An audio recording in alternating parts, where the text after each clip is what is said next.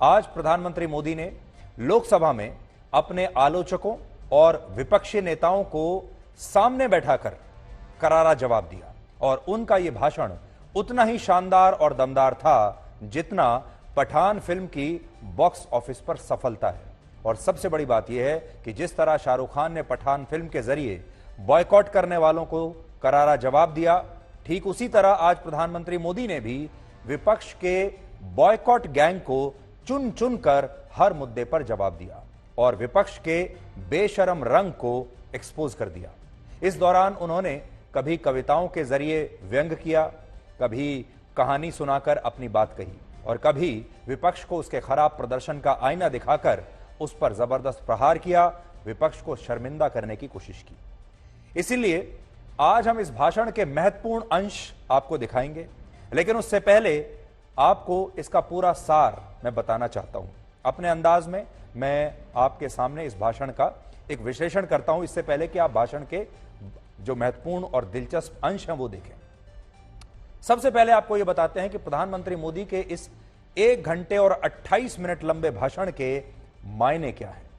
सबसे पहली बात तो यह है कि जिन लोगों को उम्मीद थी कि विपक्ष अडानी के मामले पर प्रधानमंत्री मोदी को संसद में जवाब देने के लिए मजबूर कर देगा, उन लोगों को आज बहुत ही निराश होना पड़ा, क्योंकि प्रधानमंत्री मोदी ने अपने भाषण में गौतम अडानी का एक बार भी जिक्र किया ही नहीं। राहुल गांधी को यह लगा था कल कि उन्होंने मोदी को फंसा दिया है, बीजेपी को फंसा दिया है, सरकार को फंसा दिया है और अब तो प्रधानमंत्री मोदी को लोकसभा में आकर अपनी सफाई देनी ही पड़ेगी, लेकिन ऐसा कुछ नहीं हुआ। प्रधानमंत्री मोदी के पूरे भाषण का सार यह था कि विपक्ष उनकी आलोचना कभी नहीं करता, बल्कि विपक्ष उन पर सिर्फ निराधार आरोप लगाता है। इसलिए आलोचना और आरोप में फर्क है। जब आलोचना की जाएगी तो वो जरूर जवाब देंगे, लेकिन जब आरोप लगेंगे तो आरोपों का कोई जवाब नहीं। इसीलिए जिस दिन विपक्ष सही मायनों में उनकी आलोचना करेगा, कंस्ट्रक्टिव क्रिटिसिज्म करेगा, वो उसका जवाब जरूर देंगे। लेकिन जब झूठे आरोप लगाए जाएंगे जिनका कोई आधार ही नहीं है, तो फिर उनका जवाब देने की क्या जरूरत। सबसे बड़ी बात यह है कि इस दौरान उन्होंने अपनी सरकार की 9 वर्ष की उपलब्धियां गिनवाई, या ये कह लीजिए एक मौका मिल गया उन्हें अपनी 9 वर्ष की उपलब्धि गिनवाने का, और अपने भाषण के जरिए उन्होंने बताने की कोशिश की कि इन उपलब्धियों की चकाचौंध की वजह से विपक्ष निराशा के अंधेरे में खो गया है। और प्रधानमंत्री मोदी आज एक जननायक की तरह बोले और उन्होंने कहा कि उनके पास देश के 140 करोड़ लोगों का सुरक्षा कवच है और विपक्ष झूठे आरोप लगाकर उनकी छवि को कभी भी खराब नहीं कर पाएगा, क्योंकि मोदी अखबारों की हेडलाइंस और न्यूज चैनल्स में अपना चेहरा चमकाने से नहीं बने हैं, बल्कि उन्होंने देश के लिए अपने जीवन का एक एक पल खपा दिया है, इसलिए वो आज मोदी है। इसके अलावा इस भाषण के 2 हिस्से थे, आप इसे 2 हिस्सों में बांट सकते हैं। एक हिस्सा था वर्ष 2004 से 2014 के बीच का, जिसमें उन्होंने यह बताया कि कैसे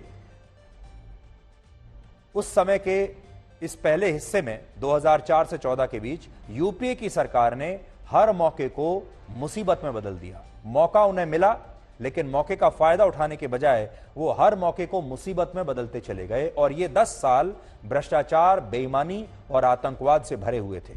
और इस दौरान तब की यूपीए सरकार ने देश के लोगों के लिए कुछ नहीं किया।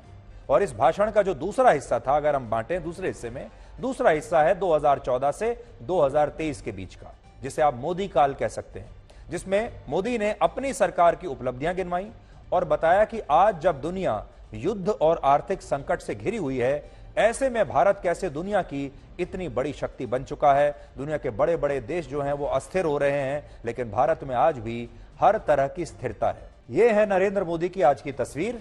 आज ये एक खास जैकेट भी पहनकर आए थे जो रिसाइकल्ड प्लास्टिक से बनी है, और इसी को आप समझ लीजिए कि ये उनका एक सुरक्षा कवच है। लेकिन पिछले 9 साल में जब हम झूठे आरोपों की बात करते हैं तो देखिए क्या क्या हुआ। लेटेस्ट झूठा आरोप है अडानी का आरोप, जो इस तरफ है। रफाल का आरोप लगा था 2019 के चुनाव से पहले। पेगासस सॉफ्टवेयर की जासूसी का आरोप लगा था, इस पर भी संसद में बहुत हंगामा हुआ था, आपको याद होगा। जब भी मोदी चुनाव जीतते हैं तो कहा जाता है कि उन्होंने वोटिंग मशीनों को सेट किया हुआ है, ईवीएम का आरोप उन पर लगता है। इधर अगर आप देखें, महंगाई का आरोप लगता है, बेरोजगारी का आरोप लगता है, जीएसटी से लोगों को बर्बाद कर दिया यह आरोप लगता है, और गुजरात दंगों का आरोप तो लगता ही रहता है। अभी हाल ही में एक बीबीसी की जो डॉक्यूमेंट्री आई है उसने इन आरोपों को फिर जिंदा कर दिया है, और नोटबंदी का आरोप भी उन पर अक्सर लगता है। लेकिन आज इसमें आपको क्या दिखाई देगा जो हम आपको बताने की कोशिश कर रहे हैं?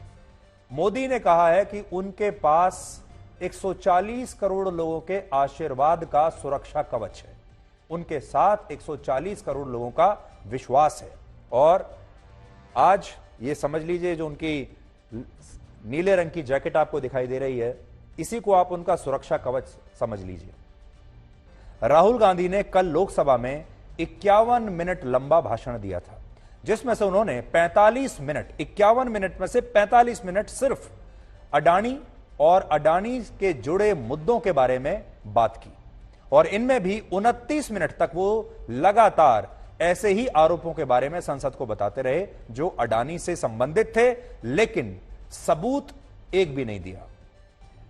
और संसद में वो बोले तो 51 मिनट तक, लेकिन सबूत जरा भी नहीं पेश कर पाए। आरोप उन्होंने बहुत सारे लगाए, लेकिन इसके बावजूद राहुल गांधी ने राष्ट्रपति के अभिभाषण पर अपने भाषण को अडानी और प्रधानमंत्री मोदी तक सीमित कर दिया।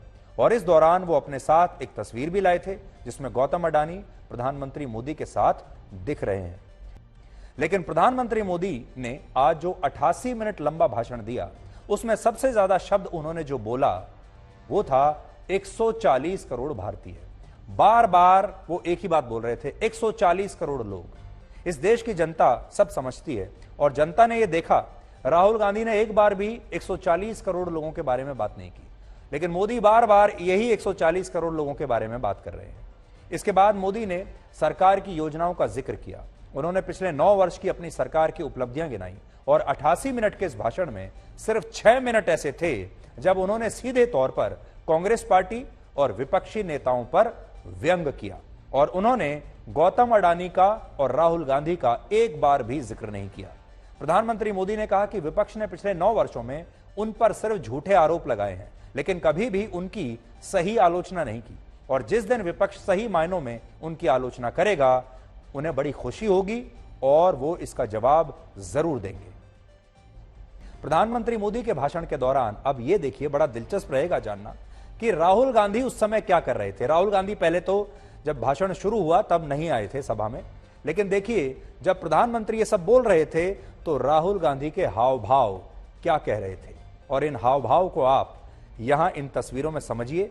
देखिए, मैं बड़ी स्क्रीन पर आपको दिखाता हूं, पीछे मैं कमेंट्री करता रहता हूं। राहुल गांधी का रिएक्शन आप यहां पर देख सकते हैं। नरेंद्र मोदी जब पूरी शिद्दत के साथ भाषण दे रहे थे तो विपक्ष का जो रिएक्शन था वो कुछ इस तरीके का था। राहुल गांधी जानते थे उन्हीं के बारे में बात हो रही है। राहुल गांधी जानते थे जो कविताएं कही जा रही हैं, ये जो किस्से कहानियां प्रधानमंत्री मोदी बता रहे हैं, इन सब का जो निशाना है वो राहुल गांधी हैं। और राहुल गांधी कुछ इस तरह से बैठकर इस भाषण को सुन रहे थे। इस दौरान कई बार ऐसा भी हुआ जब राहुल गांधी लोकसभा की छत की तरफ देख रहे थे। अब जब ये पूरा भाषण खत्म हो गया, राहुल गांधी का भी एक बार भी जिक्र नहीं आया, अडानी का भी एक बार जिक्र नहीं आया। राहुल गांधी ने सोचा था कि उन्होंने मोदी को फंसा दिया है। जब वो सदन से बाहर आए तो उन्होंने इस पर पहली प्रतिक्रिया इस भाषण पर क्या कही, क्या कहा उन्होंने, ये भी आज आपको जरूर सुनना चाहिए। आंसर एक जवाब नहीं दिया प्रधानमंत्री जी ने, और मैंने कोई कॉम्प्लिकेटेड क्वेश्चन तो नहीं पूछा है।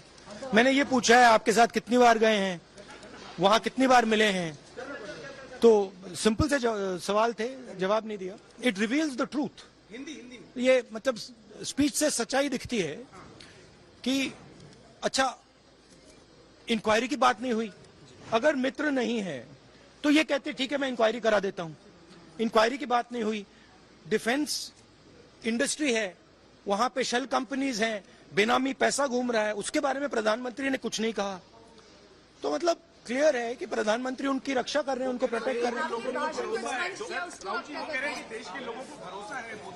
हाँ, नहीं वो तो ठीक है। मतलब मेरा कहना है कि ये नेशनल सिक्योरिटी का मामला है, हिंदुस्तान के इंफ्रास्ट्रक्चर का मामला है। प्रधानमंत्री को ये कह देना चाहिए ठीक है हम इंक्वायरी करेंगे। चेक कराएंगे क्या है इसमें, बहुत बड़ा घपला है, मगर वो भी नहीं बोला। तो जरूर वो उनको प्रोटेक्ट करने की कोशिश कर रहे हैं, मैं समझता हूं, मतलब उसका कारण भी है। Thank you. क्या होगा फिर आगे? तो राहुल गांधी निराश हैं। एक तो ये कि अडानी के बारे में प्रधानमंत्री मोदी ने जरा भी एक बार अडानी का नाम तक नहीं लिया। दूसरा, उन्होंने जब नाम ही नहीं लिया तो वो ये कैसे कहेंगे कि जांच कराएंगे। ना तो उन्होंने जांच का आश्वासन दिया, इतना भी नहीं कहा कि वो चेक करवा लेंगे, और अडानी का नाम तक नहीं लिया। इसलिए थोड़ी निराशा है विपक्ष में। प्रधानमंत्री मोदी को यह जैकेट 6 फरवरी को इंडियन ऑयल कॉर्पोरेशन की तरफ से उस वक्त गिफ्ट की गई थी जब उन्होंने इंडियन ऑयल की एक योजना लॉन्च की थी जिसका नाम है अनबॉटल्ड इनिशिएटिव।